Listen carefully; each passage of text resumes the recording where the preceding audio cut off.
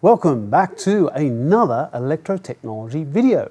And in this video, we are going to look at this. What is it? Let's find out.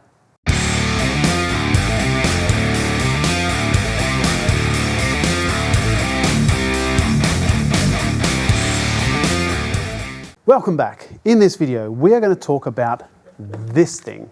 This is a recessed ceiling fan, and quite common to find in bathrooms, laundries, the sorts of rooms where you need to extract maybe some steam or just get some airflow in the room, basically. Now, installing these is fairly simple.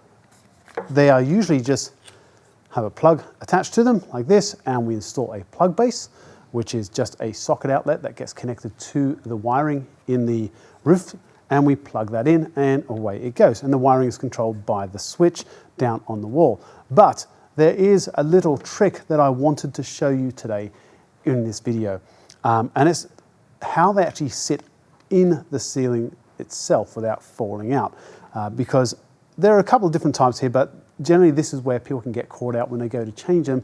They can't get them out of the ceiling and they're not sure why. So this video kind of explains that. The first thing you need to be aware of is that this has no front surround.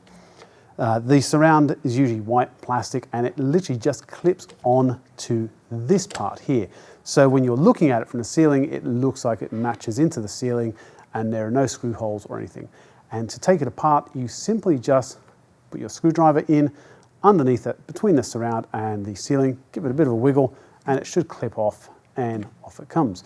Now, once you take that off, this is still sitting in the ceiling, and the reason it's sitting in the ceiling is it has these two, or in this particular one has these three clips here. And basically what happens is I'll move that out of the way.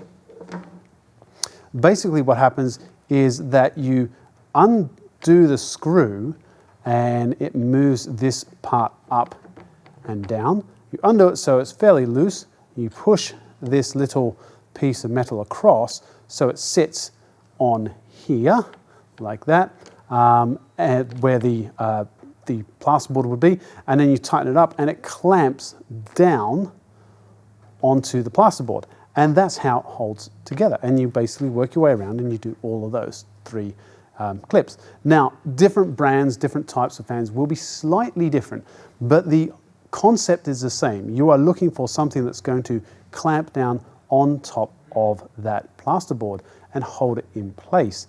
And that's really all there is to how these things sit up in the roof space. There's not a lot to it, really. They're very, very easy to take in and out. The biggest problem you are going to come across as an electrician is when you are replacing an existing fan, because they're not all the exact same size. They come in general sizes, 300, 600 millimeters, but if you go to an older building, maybe it was a little bit of a different size, and you take it down and you suddenly find that the hole isn't large enough for the new fan, so you might then have to get your plasterboard saw out and then just work your way around the perimeter of the hole that's been cut to widen it out a little bit. Or in the worst case scenarios, you take it down and you find that the new fan is too small. In that case, you'll really only have one option, and that is to go and get a larger fan so that you can cover that hole up. You could potentially plaster up the hole. That would take a little bit more work, and you'd have to wait for the plaster to dry and paint it and all that sort of stuff. Generally, the homeowners probably aren't going to be too keen with you coming backwards and forwards doing that sort of work. If they're happy, fine, excellent, but if not, probably just go out and get a larger size fan to put it in.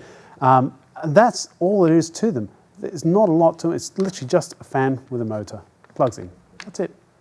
I hope you got something from that video, and I'll see you next time.